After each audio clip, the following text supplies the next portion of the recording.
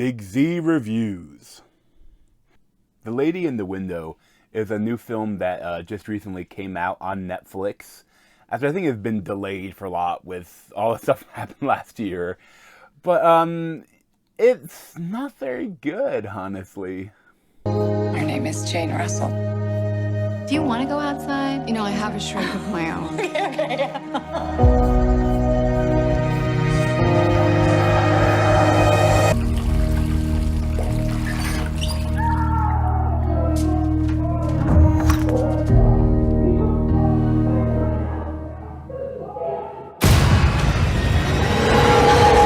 So when I had heard about this movie and I saw some of the trailers, I was actually really looking forward to this movie.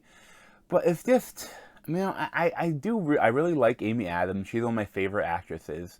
And there's a lot of other, like Gary Oldman, Anthony Mackie, Julianne Moore. I mean, the cast is stacked. But I think the biggest problem comes down to, I have to say maybe the writing and the direction. It was directed by Joe Wright. But it's just something about it is very boring, especially like the first half hour, like nothing happens. And like I actually turned it off for a while and did something else and came back to it and finished it. And it was just, nothing ever really grabbed me. And I mean, the whole idea is that Amy Adams, she's agoraphobic.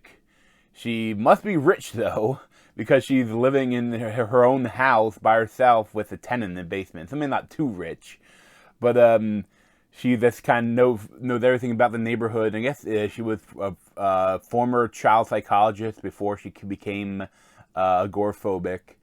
And the doctor is putting her on some new meds, and they get a new neighbor across the street. And shenanigans ensue.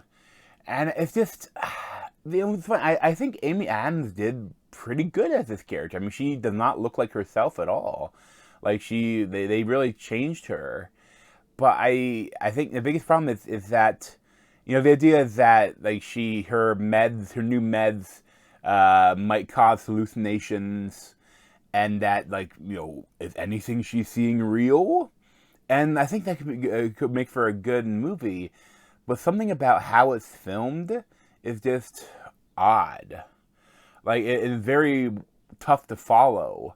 Like, you'll be, like, it is jumping around, like all of a sudden, like, all these people will be in her house. And like, well, did they even knock? What are these people doing in their house?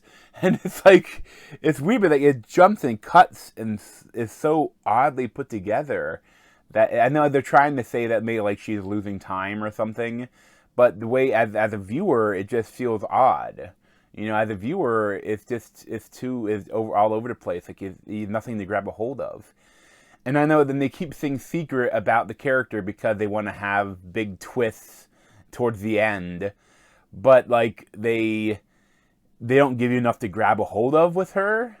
Like, other than she's weird, you know? And, I don't know, there's this kid, Fred Heckinger, as Ethan Russell, is a kid of a neighbor across the street, Gary Oldman. And, like, he, like, comes in her house sometimes, and he's not quite, full retard. Sorry to use that word, but I know, like, from the old, Thunder, the one movie, that, like, he's odd. The way you portray him is odd. Especially because he's supposed to be like 15 or 14, but he looks like he's 25 or older than that maybe. But like it's this really odd how they have him. And like, I mean, Julianne Moore, I mean, she's only there for a little bit, but she's interesting. And the whole idea of the film is that Amy Adams thinks that she sees Julianne Moore, the husband, the wife of Gary Oldman, be killed, and then the cops come and they have the actual wife is here. Like, you never met my wife.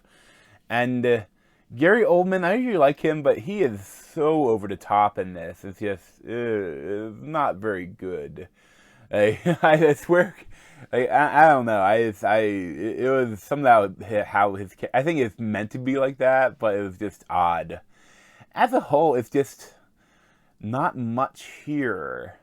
I mean, like, once they actually get to the twists, The actual climax of the film was kind of fun and interesting, but it's just not really worth the long roll up to that climax. I wouldn't recommend it. I'd probably give it like a 4.5 out of 10. But thanks for watching, and if you want to see any more of me, you can subscribe down below. Thanks.